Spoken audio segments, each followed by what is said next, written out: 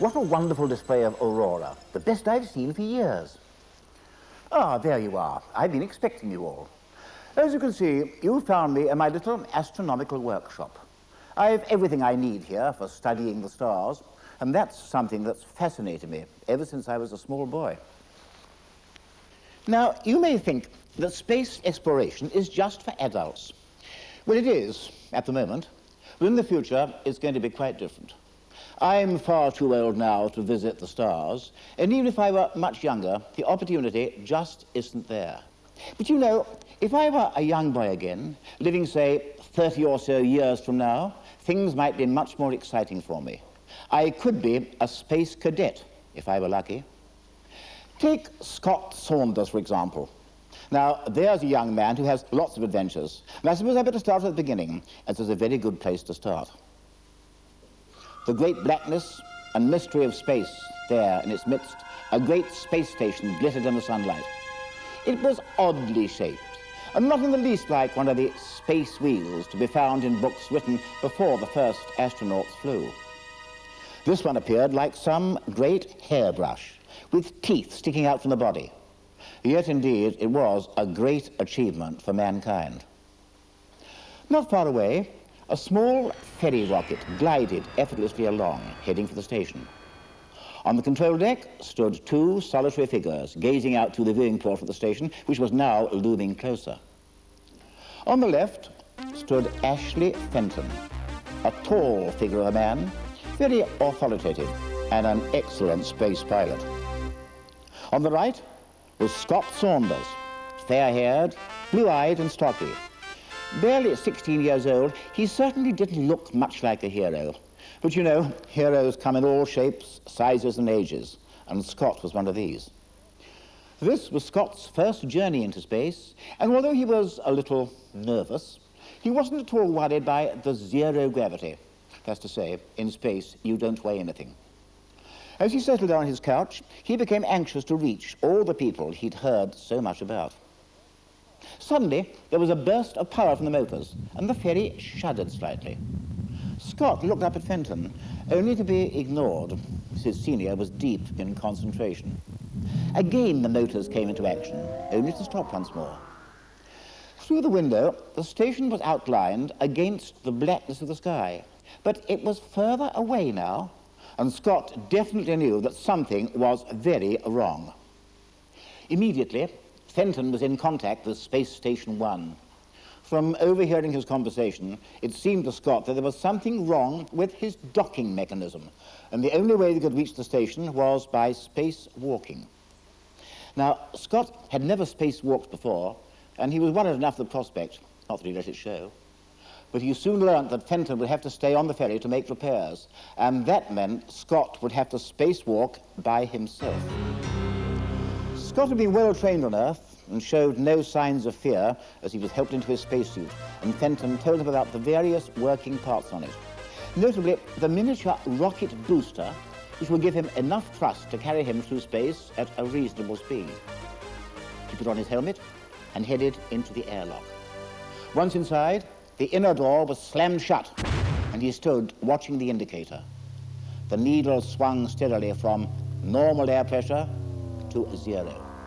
Then he heard Fenton's voice in the earphones of his helmet, the order to go. Scott took a deep breath and pushed against the outer door. It swung open, and for the first time in his life, he faced the black emptiness of space. All around him, so it seemed, there were stars, except in one direction, where the bulk of Station 1 hid the sun. For an instant, he felt sick. Once he stepped out of the airlock, it seemed only too likely that he'd fall down and down until he hit the earth some 500 miles below. Swallowing hard, he closed his eyes and pushed away from the ferry. Now he was floating, and he gave a quick, reassuring tug at the lifeline which fastened him to the body of the rocket. The distance between the ferry and the docking port of Station 1 was greater than Scott had expected. As he learnt in after years, judging distances in space was never an easy matter. Steadily, he glided across, and slowly but surely, the station loomed larger and larger. Just then, something else caught his eye. A space-suited figure had appeared on the far side, but there was no lifeline. Also, he heard an unknown voice in his earphones, and the words seemed blurred and drawn out. Suddenly, Fenton's voice cut in. Another emergency. Scott spun himself round, using a brief thrust from his tiny rocket motor. He knew he was the only chance of rescue for the unknown figure, and, well aware of the risks, he released his lifeline and cast himself adrift. For a moment, he lost his balance and started to spin round wildly. However, with Fenton's words of encouragement sounding in his earphones, he regained control of his thrusters and was soon aiming himself towards his goal. Scott applied the full power of his boosters and knew that he was moving quickly, even though the only way he could tell was by seeing how fast the ferry rocket seemed to shrink. Soon, he was almost up to the unknown astronaut. At the critical moment, he applied reverse thrust from his boosters and came to a floating halt. Scott could hear the astronaut's voice, gasping loud in his earphones, and realized that something was very wrong. Before he could drift away, Scott grabbed hold of him, and the two spun round together. Training stood Scott in good stead. In a matter of seconds, he fastened his spare lead onto the other man's suit and fumbled with the controls of his reserve oxygen tank. He was working under conditions that would have been difficult even for a trained astronaut, and Scott was hardly that. But somehow or other, he fixed the lead into place and waited as the oxygen began to flow through to his companion. There were tense moments, but at last, the stricken astronaut showed signs of life. Scott looked round. They were a terrifying distance from the station now, and he wondered dismally whether his booster had enough power to take them back, even if he could judge the distance correctly. He operated the control, and the station seemed to shoot towards him.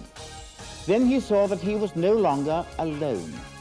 There were several space-suited figures near him. Through his earphones, he heard instruction to head for the dock. Scott obeyed.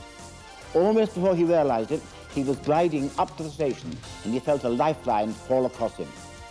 He relaxed, and in that instant, reaction set in. The red mist swirled in front of his eyes, and he lost consciousness. Some time later, and he had no idea how much later, Scott slowly awoke to the sound of many voices. Opening his eyes, he saw he was in a cabin with 5 other men, or rather, 4 men and a boy, for one of the 5 looked no older than Scott himself. Apart from Ashley Fenton, the only one he could recognize was Richard Thompson, the commander of Space Station 1.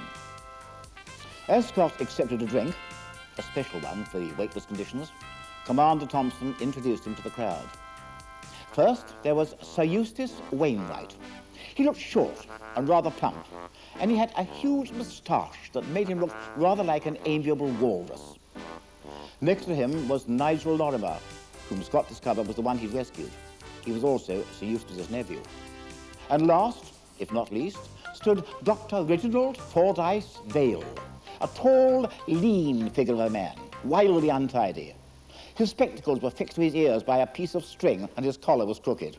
Also, his pockets bulged with all sorts of odds and ends. Incidentally, Dr. Vale liked to be called Reggie by his friends, but he still got called Scruff for rather obvious reasons. After all these greetings, Commander Thompson looked seriously at Scott and told him that they were more than pleased with his performance. As Scott learned, there had been nothing wrong with the ferry, and he'd been sent on the spacewalk as a test of his courage as a space cadet. But, you know, the incident with Nigel Lorimer had not been staged and was far more serious than you might expect. As Scott was to learn, there were signs that it had been the worst crime possible. It had been no accident, but a deliberate attempt at murder. Well, that's all for now. I'll tell you more about Scott and the sinister going on in space next time you join me. And in the meantime, keep watching the skies.